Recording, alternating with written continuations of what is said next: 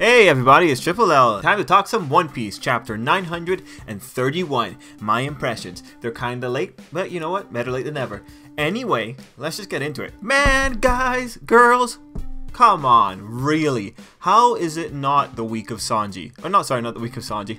How is it not the month of Sanji? See, I'm dialing back from a year because I'm not sure if Oda can really keep Sanji respectable for a full year, so I'm gonna keep it to a month. How can this not be the month of Sanji? Did you see that chapter, man? That was fun. Sanji fought a dinosaur. How many people can say they've done that? How many people can say they've been hit by a dinosaur and then only hurts a little bit and then proceed to jumping into the air with incredible force?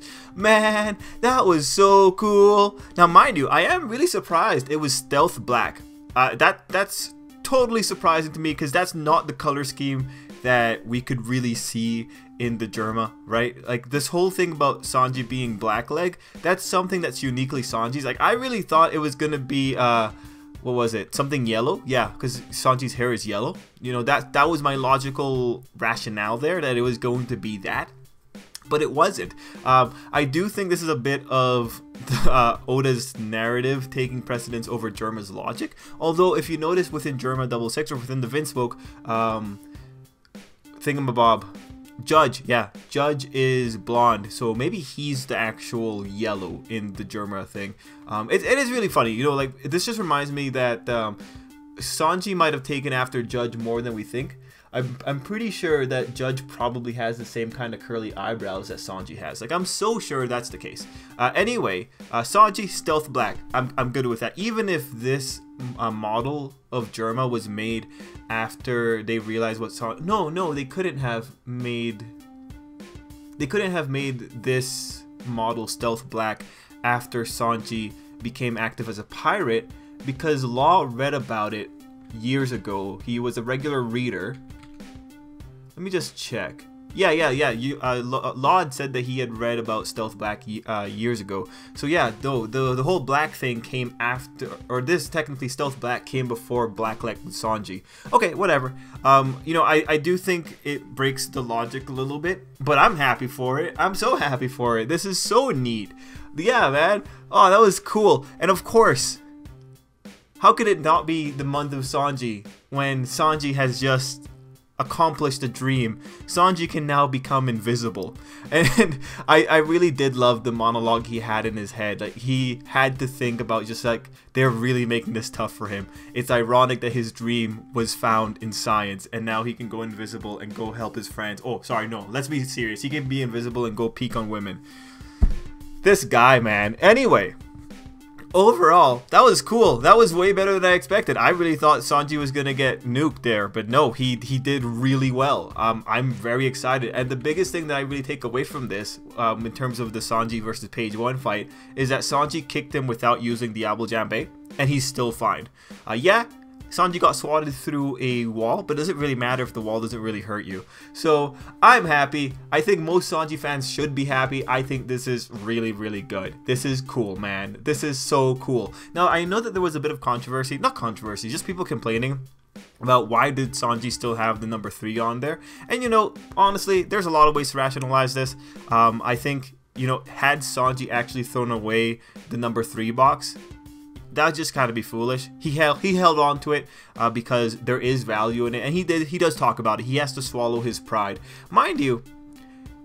The way that he talks about it, like the lines from the Viz Media translation, or putting this stupid thing on doesn't mean that I've sunk to the level of being Germa. I'm only testing it out. That really sounds like he's trying to convince himself that he doesn't really want to wear this.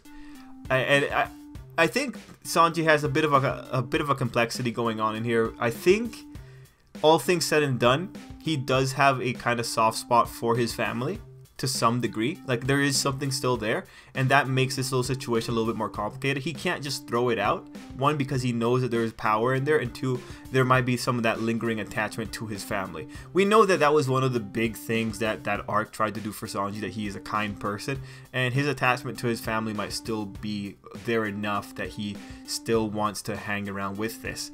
Mind you, when Sanji's transforming, you know, we get to see all the great reaction panels from Usopp and Frankie, and I'm also sure part of that's in there because if I recall correctly, Sanji was willing to do docking with Frankie, Usopp, and Chopper, and I think Zoro as well once upon a time in Thriller Bark. So I think that boyish part of Sanji definitely wants to do a transformation. I think he was totally into it. This was good. I think the guy had fun. I am very interested to see what exactly the upgrades look like, and I hope that we get the upgrades during Wano. This was so fun, man. Good for Sanji fighting a dinosaur. He kicked the dinosaur hard enough to make it switch into its hybrid form.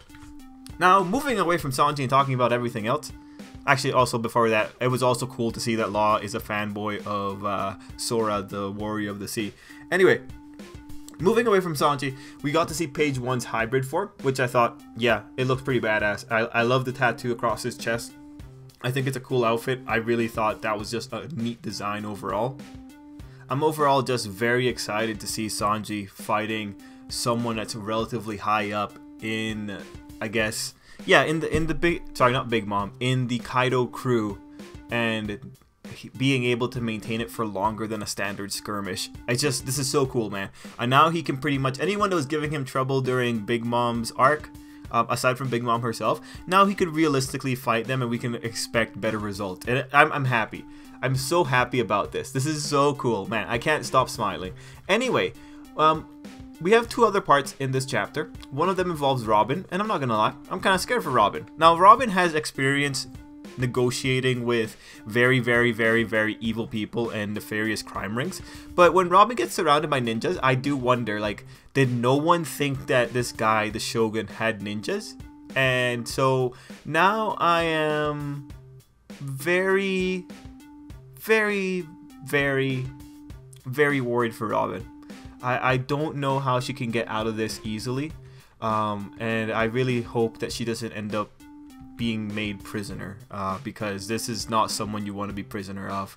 And speaking of prisoners, we do have a nice segue over to Chopper's side of things, where they're talking about how Raizo hasn't come back to give any kind of progress report, and that's where we find out that Chopper has found Big Mom unconscious, and bigger yet is that Big Mom is amnesic. She doesn't have memory. So that was really interesting. Now, the reason I found that really interesting is because way back when the whole Big Mom thing was happening, people were thinking that Big Mom was going to end up being a friend to the Straw Hat crew, and at that time I didn't really see how they could do that without really making Big Mom insane.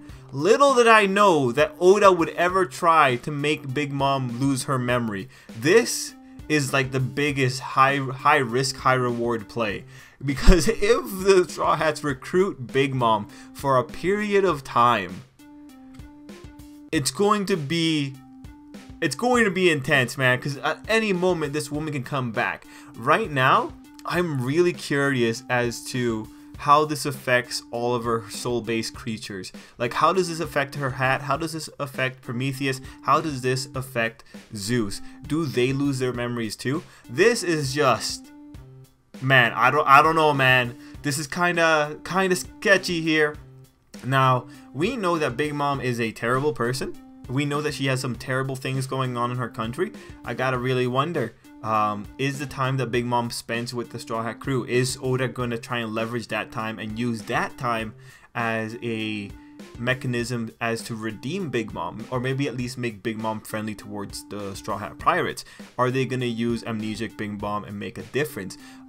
Like, another big question, has Big Mom's memory loss affected all her kids? Because we're not fully sure what exactly is going on with Big Mom's children, because there's been a few choice lines that are still active that we still haven't seen a proper resolution to. Like, remember, all the way back in the Big Mom thing, there was a moment that Pound said that he could be Cracker's original.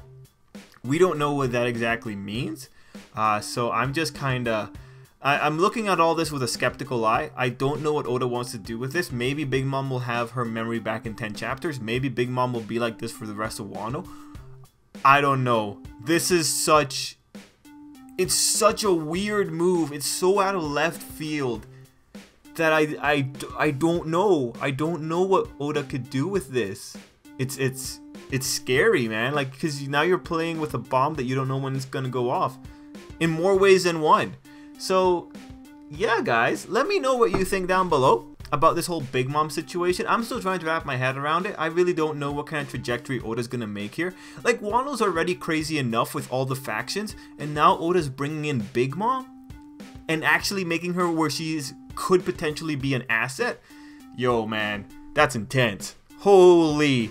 But yeah, guys, let me know what you thought down below. Until next time, I hope you have an absolutely great day. I think this was a really great chapter of Sanji.